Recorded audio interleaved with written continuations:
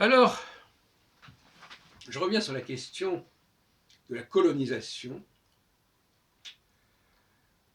La France a colonisé des populations très particulières, à savoir de type chinois, indo-chinois, toute l'Indochine française, à savoir l'Afrique du Nord, avec un type arabe, par la population, et puis l'Afrique noire, avec le type africain. Autrement dit, c'est pas par hasard que les colonies, comme on les appelle, concernent des populations de races différentes de celles des Français. Alors on peut rediscuter de la question des Arabes et des Juifs. Pour moi, il y a une très grande différence entre les Juifs et les Arabes au niveau ethnique, au niveau du faciès. J'en ai parlé déjà tout à l'heure dans une autre vidéo, à savoir que les Français, on ne les reconnaît pas. Les Juifs français, on ne les reconnaît pas dans la rue, alors que les Arabes, on les reconnaît. Donc ça veut dire quelque chose. Ils ont un type. Alors, beaucoup plus qu'un type juif. Le type juif, je crois que ça n'existe pas. Alors justement, ce qui est amusant, c'est que les gens se disent « Ah ben les juifs, ça n'existe pas puisqu'il n'y a pas un type juif. » Mais c'est pas faux, c'est pas vrai. Mais ce sont des typologies extrêmement subtiles, extrêmement complexes. Beaucoup plus complexes que le type africain ou arabe ou chinois.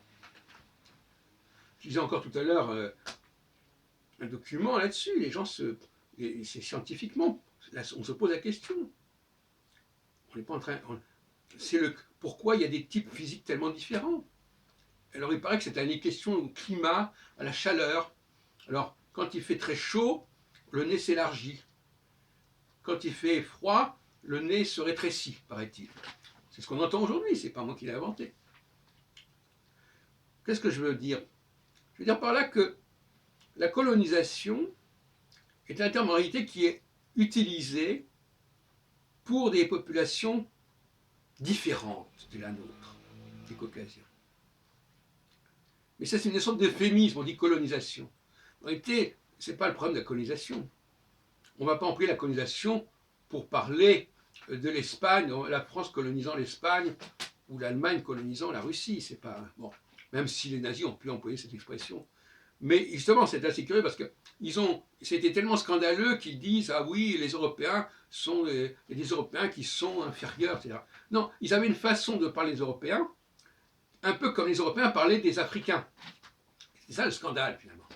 Ce qui explique d'ailleurs en partie parce que l'Allemagne avait très peu de colonies, surtout après la Première Guerre mondiale. Bon, passons. Donc ils ont traité les Polonais comme si c'était des Africains, en quelque sorte.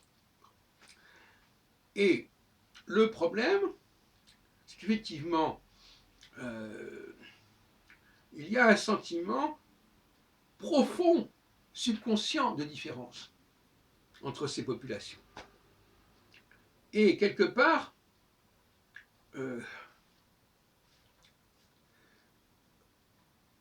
on a l'impression d'humanité différente, quelque part. C'est pas moi qui le dis, je constate simplement que tout se passe comme si il y avait cela.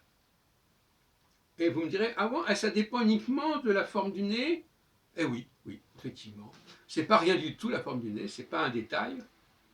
Parce que le nez, c'est un livre, le nez. Ça se déchiffre, ça se décode. Et pour les populations qui n'ont pas cette capacité nasale, si on peut dire, eh bien, qu'est-ce qui les remplace? La parole. La parole. Voilà. Le collectif parole. Parce que ces populations-là, elles sont dans le collectif puisque les individus se ressemblent trop, n'arrivent pas à se distinguer entre eux, sinon par l'habillement éventuellement. Donc finalement, ils vont être dans la parole, dans l'expression, dans ce qui est dit. C'est le discours qui va compter, c'est le discours qui va distinguer les uns des autres. C'est pas l'apparence, c'est pas le physique, c'est le discours. Pas du tout, ça passe pas du tout par le même biais. Voilà où nous en sommes pour l'instant de la réflexion. Il ne s'agit pas de dire qu'il y a des races inférieures ou supérieures, ce n'est pas du tout la question. Et la question, c'est que une population qui est mal différenciée, où les individus sont mal différenciés, eh bien finalement, pourquoi il y a finalement très peu de relations entre les blancs et les Noirs, entre les Blancs et les Arabes, etc., ou les Chinois, c'est parce que tout simplement les Blancs n'y trouvent pas leur compte. Ils ont avec eux des gens qui n'arrivent pas à lire. On est obligé de parler, mais dans la relation de couple, dans la relation sociale, il y a le non-dit, il y a le regard, il y a la lecture du visage de l'autre. Si cette lecture est opaque, si le visage est opaque, si le visage n'est pas transparent, si le visage ne parle pas, il y a beaucoup d'immigrés qui n'ont pas compris que la communication entre les gens, elle est non verbale. Elle est dans le regard, elle est dans l'attitude, elle est dans le geste, elle est dans le presque rien, comme dirait Yankelevitch. Et ça n'existe pas. Et à partir du moment où ce presque rien de la communication n'existe pas, eh bien, il n'y a pas de plaisir à être avec l'autre.